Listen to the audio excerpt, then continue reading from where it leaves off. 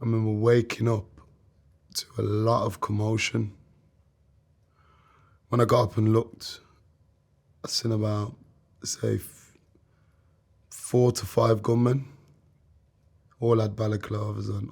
So I remember getting up after hearing a commotion, seeing what I seen, and instantly started running. As I run out of the building, man's been shot.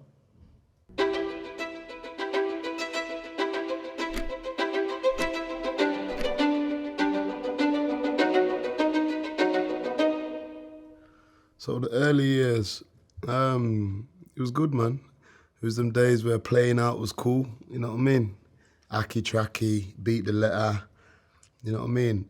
Kirby, football on the roads. I was a child with ADHD, so I had a lot of energy, and I felt like it was just finding where to put that energy was the hard thing growing up.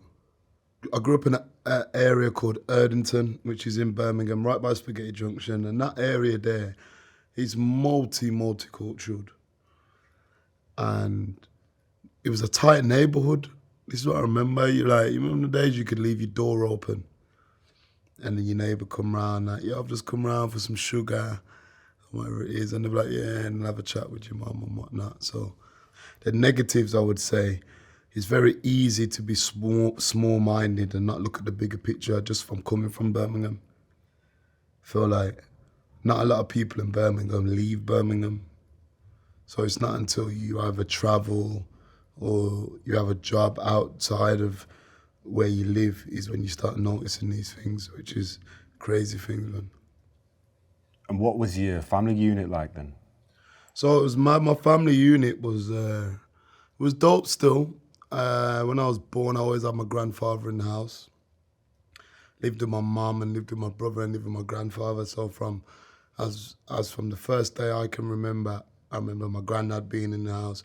So you know what's mad as well? I still live by very certain old morals. And a lot of my mates don't get it, but I always believe it's because the father figure around my house was my granddad. So a lot of things that I was taught, just becoming into a man or whatever it is in life, was taught from my granddad. My house as well. My mum always worked as well. Always working. She did care work, so she'd do a 9 till 9.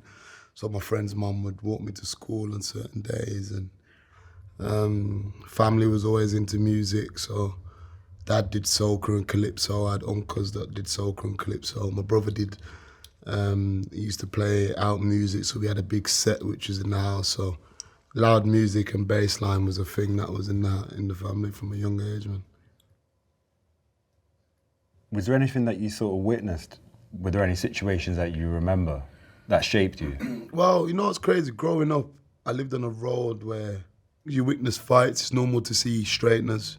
Coming from where I'm coming from, you handle your business by having a straightener and you shake your hands after it. So that was normal to see. You know what's mad? There's a lot of, come from the area as well. What's negative? Like, everyone loves cars from early and bikes. So if you ain't got the money to obtain that, it's kind of normal in your normal nature to kind of rob cars or rob bikes and joyride. And like, we're mad as a youth, you take someone's car, not even care who's driving it or whatnot, and just drive it and joyride with the lads and whatnot. So I seen things that was so naughty, which I thought naughty. I thought I was a naughty kid, but then when you start going to them places, you start experiencing some serious stuff, some serious kids that your naughtiness is not even no level to what it is. Would you say there was gang violence as well in your area? 100%. Birmingham's a place where there's two sides, like Crips and Bloods. One's called Johnny's, one's called Burger Bars. Still up to this day, there's obviously younger generations, they've changed their names and whatnot, but it's still the same two sides, probably fighting over things they don't even know.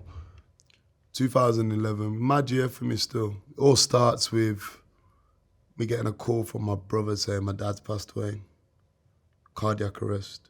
Dad did music as well, so every weekend he played the electric guitar. He'd go to a pub or whatever hall, you know what I mean, and go and play for entertainment. And he came off stage and actually passed away.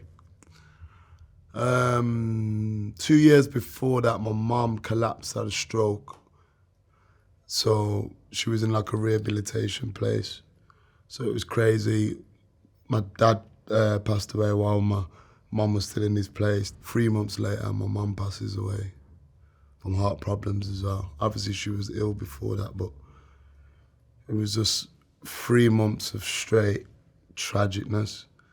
And it's mad because it was like it just hit me into a mode of where now I've got no more parents. No one can tell me what to do or how to do it, because I felt like whoever could tell me before was gone. So from there, after I was staying at my mum's house on myself, I was 19 years old in a 3-bedroom yard, which I stayed in. I was a mummy's boy, so I never really did much. My mum cooked, she did everything. She taught me a few things in life, but I was a mum's boy, she used to do a lot for me. So I was in that 3-bedroom yard for ages, just living wouldn't say bachelor life, but just getting through. I think about 7 more months later, being 19, I didn't have a clue about mortgage, whatever bills needed to get paid. My house got repossessed. I came back from going out, tried to get my key in the door, it wouldn't go in. Note on the door saying, your house has been repossessed. It was crazy, and you know, before we get into 2012, that same year, in February, so 3 months before my dad passed, I had a child, which was my daughter, my firstborn. I was 19 years of age. So I had my daughter, dad passed, mum passed, house repossessed. After everyone passed away, I started driving with no license, and it was like no one could tell me anything. Even down to all my brothers who I used to go and see, aunties, uncles, I'd pull up to a family union or whatever it is, and they'd be like, yo, you driving? You ain't passed yet. I'm like, don't worry, man, I'll pass soon or whatever. Ended up getting pulled, I think. First time I got 3 points, second time 3 points. Or 6 points, and then 6 points again, I got 12, and I was banned. So I knew it was banned, but I just didn't care. I just kept buying cars, cheap little runarounds, go and get 500 quid, buy a little Golf, get me through.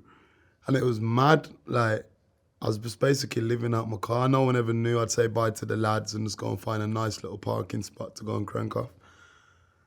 And then, obviously, me driving on a ban, one day, old Bills tried to pull me again. That day, I don't know what went through me, but I just weren't having it. Ended up getting into one of the maddest police chases. 2 helicopters. Squeezing through ballards, doing everything. Bare helicopters out, 45-minute chase. Getting away from the chase, having to get out on foot, where helicopters ended up finding me in a bush. From that moment there, I went from the bush to court to prison. The judge said, nah, you're taking the piss. There's no way. We've banned you 3 times and you're still driving. So he ended up sending me to prison. This was in 2014. So I've had about 3 years now of hardship, would you say, you know what I'm trying to say? How long did you serve then? I think my first sentence for what I did for driving was 14 months. What was prison like? Prison for me it wasn't like what it was like on the movies. I don't know, if you've never been in prison, you have a little mad outlook of what prison's gonna be like, or, you know what I mean? Is it like the movies? If you drop the soap, a man gonna be onto you? Well, obviously, it's not like that, bro. It's like, I wouldn't call it a summer camp because it's not a place to be, but it's just a place of people with like-minded people all stuffed into one place. So you end up meeting people, and obviously there's a negative and positive about prison as well, because the negative side of it, you can keep going after you go to prison once. And the positive of it, you can learn that this is not the life for you. And I feel like that prison sentence for me was the one that made me. Because what I did, I started writing bars. Anytime a certain tune came on the radio, a certain beat I liked, I'd start writing bars. I took up some business course, a maths course. I remember doing a rehabilitation, resettlement, that's exactly what it was called, resettlement course. So before leaving prison, you have to do a resettlement course. First question on that was, who am I? It's a spider diagram. Who am I? Before you get to start writing, the woman goes, listen, before anyone starts writing, I'm a dad, I'm a brother, I'm a uncle. You can't write that. I want to actually know who you are. Ended up peeping to see like, oh, I couldn't write anything. I'm thinking, yo, who am I? You know what I mean? What trade have I got? What can I actually put? I remember peeping like that, looking at the geezer next to me. He couldn't write nothing. Like, I didn't know actually what to do. And obviously the woman ended up saying, you know what? You can write if you were a brother or uncle or whatever it is, a sibling. And everyone started writing, but it was crazy. It was a deep one. When I went back to my cell that night, I thought, how could I not answer, who am I? And I think from that day on, the penny dropped. That was the question that I now had to answer, and that was the chase. Is that, who am I? And do you explain who you are by chasing a trade or living for a certain purpose? I had to start living for a purpose. I had a daughter at the time who, like, her mom was asking me for dough. I didn't know where I was going to get that dough from. Coming out of prison,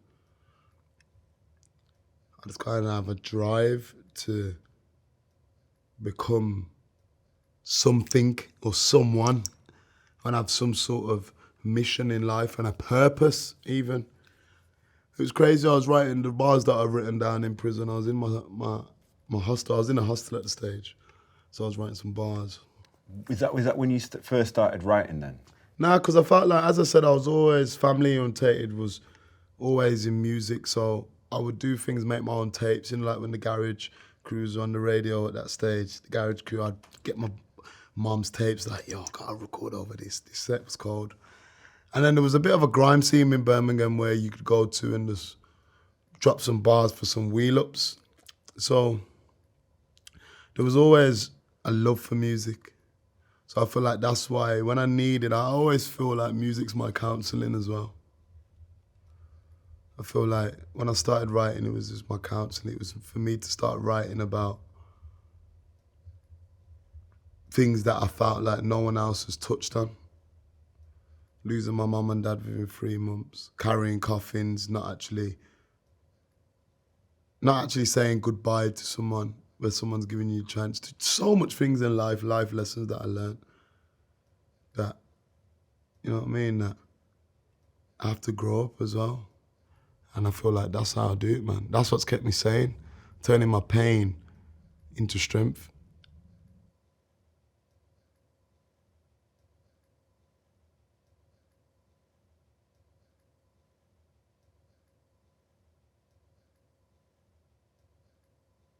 It kind of gives you a purpose, you know what I mean? Not everyone gets the chance to let thousands or hundreds of thousands to hear what you've got to say or to hear your story.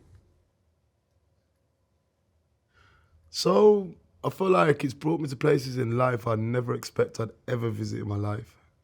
I feel like doing shows was one thing, but when you do shows abroad or at a club, for instance, sometimes they have another artist there or there's 3 artists on at that night. That's me coming up anyway, there'd be 3 or 4 artists on. When I actually done my tour, my own personal one, first one, MIs to the T tour, and went out, started singing certain songs and hearing fans sing back what I've put my heart and my soul into, blood, sweat and tears, and gone through a madness to even speak about it, sing it back to me. Actually, the penny dropped. Like, you know what, I'm actually filling out these rooms with everyone and they've come to see me. Did that drive you on as well? Give me the biggest drive, because you actually can see it. There's one thing knowing you're getting 100K views or 1 million views, but seeing thousands of people in one room singing your songs back to you, it's immense. Obviously, there was Portugal as well. What was the background on that? I remember being in an Airbnb one night. Obviously, because it's been Afro Nation, it's been a long few days. So everyone was crashed out, we've been partying. Me and about, let's say, 8 lads in the gaff. Just having a little chill out. I remember waking up to a lot of commotion. When I got up and looked, I seen about, say, 4 to 5 gunmen. All had balaclavas on, all had silences. This is what was crazy. It was like a movie. So I remember getting up after hearing a commotion, seeing what I seen, and instantly started running out of the Airbnb. Obviously, it was just a natural reaction, like, what the hell's going on? I'm a high-profile artist. I got jewelry in the place. There's geezers in here with guns, like, get out of here. As I run out of the building, man's been shot. I remember running as fast as I can, but I remember hearing a loud bang, buff, and my leg freezing up. I mean, not moving. And then, obviously, being on the floor and whatnot, I remember a few people coming over telling me to get down on the floor and whatnot. It's a crazy experience and just not knowing what's going on. Yeah, man, I actually remember running out into the back garden, sprinting, and then, because I remember someone coming through the door in front of me and actually getting into the back garden, hearing a loud bang and my leg just stopped working and me hitting the floor. Lying on the floor, I remember everyone telling me to stay down. After about, let's say, 2 minutes of whatever's going on's happening, people in the house searching, doing everyone what they was doing, I thought me being by a swimming pool, the sound of the tap running was a swimming pool. When I've looked down to my leg, it's actually my leg, bleeding like a tap. I remember the sound, the way it was hitting the floor, it was like a tap. So now instantly in panic mode, saying to the guy that's over there with the gun, like, bro, I've been shot in my leg, it's bleeding, get me a towel. No one ain't really listening. I remember them coming back out. Had a bit of jewels. I didn't have as much jewels on as I had on at that time. But yeah, the last thing was to say, take your jewels off. And yeah, I ended up taking my bracelet, my chain, a couple rings. And then obviously, after they got away, I ended up going back into houses to see if anyone else had been shot. No one else has been shot. It was just me that I got shot. Legs leaking. I'm thinking, gotta get to the hospital. Got to the hospital. Got seen to. It was very long. Police was coming in there asking me what's happened. I'm saying, I don't know what's happened. I've just been on holiday. Someone's come in and robbed and shot me. How did the police treat you? Bit weird. There's like, until they actually knew I was from England, they didn't actually help me the way they should have been helping me. And they wouldn't, like, I remember coming out of the hospital, turning on my phone, and the phone ringing straight away. Yo, you okay? My manager from England, I'm like, why, what's going on? They're like, bro, you're all over Sky News, you've been shot in Portugal. I'm like, huh? How? And obviously, thinking back, the only person I told that story was a police officer, so could be the police officer that sold that story on me. So yeah, the whole statement that they got was from a police officer. And yeah, man ended up getting, I remember being in the hospital, not feeling like I was getting treated well at all, and just leaving. Did you have any idea who did it? Didn't know who did it. I just remember a couple of voices and a couple of accents, which is not really a big help. But what I can say is that it definitely, my life flashed before my eyes. And it was mad. I had people phoning me from everywhere, people posting it. And I remember getting back into England and no one coming to see me. And I don't care what anyone says. I believe that when things like this happen to you, you have some sort of trauma, some sort of fear that it could happen again. And I was going through something, and I just remember just not feeling, I wouldn't say vulnerable, but I wasn't feeling 100 myself. After the trauma started coming out, the thinking of my life flashed before my eyes, and it all happened in Portugal. Like, it all could have went there, wrong there. And I always believe it was the wrong place, wrong time, because I always believe whoever them people come through that day was definitely not for me. And that's how I got spared that day. Did you lose focus after that? I feel like, nah, it kind of pushed me, you know. I feel like it was just after So High came out, which is one of my biggest singles to date. So what I believe is sometimes negative exposure and good exposure, you can make it good. I would say that lesson there told me never to mix business with pleasure. And obviously now I definitely don't mix business with pleasure, you know what I'm saying? If I'm there for a certain amount of time, why would I start spending my own dough to be at a place? You know what I mean? What for? Yeah, don't get me wrong, you can have fun with your mates and that, but trust me, you have to be aware, one step ahead. Last question I'm going to ask you. How does it make you feel looking back at what you've achieved up to this point? Makes me feel great, because as I said, man, going back to the start, I was asked who am I at a stage in my life and I couldn't answer it. And I feel like if I was to get asked that question now, today, I could wheel off a line of things. So I feel like being able to say, who am I, is an accomplishment in itself, just a journey. And you can look at it as you want. Like, I feel like to get to the point of me being able to tell someone who I am, it took a long journey. It took that's what I've done. It took me getting shot. So the reason why I called my album Redemption, I feel like, because I've had a bit of time off, I believe there was so much stuff that happened in life that I needed time off to get to know who really missed is. And I feel like redemption, in the name alone, explains a lot. I felt like I've had to give the ears something that you didn't know what was missing. Give it you again, and when you hear it, you'll know like, yo, this is what I've been missing. And that's redemption in itself, man. It's back. Having people say some good things that are relatable, just knowing that you relate, you're a voice, not just for yourself, you're a voice for so much people, you know what I mean?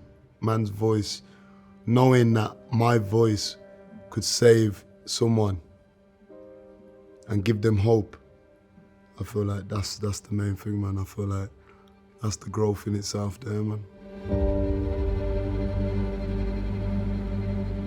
Look, there's not an easy way for my nan to have bounded into my room and told me, but she just opened my door on a Wednesday morning and said, "Stephen, your dad's dead, he's hung himself." The first thing I did was I remember punching the wall. I was so angry. Got up, walked to one of my friends, built a spliff, tried to make sense of it, and I went through a whole spectrum of emotions.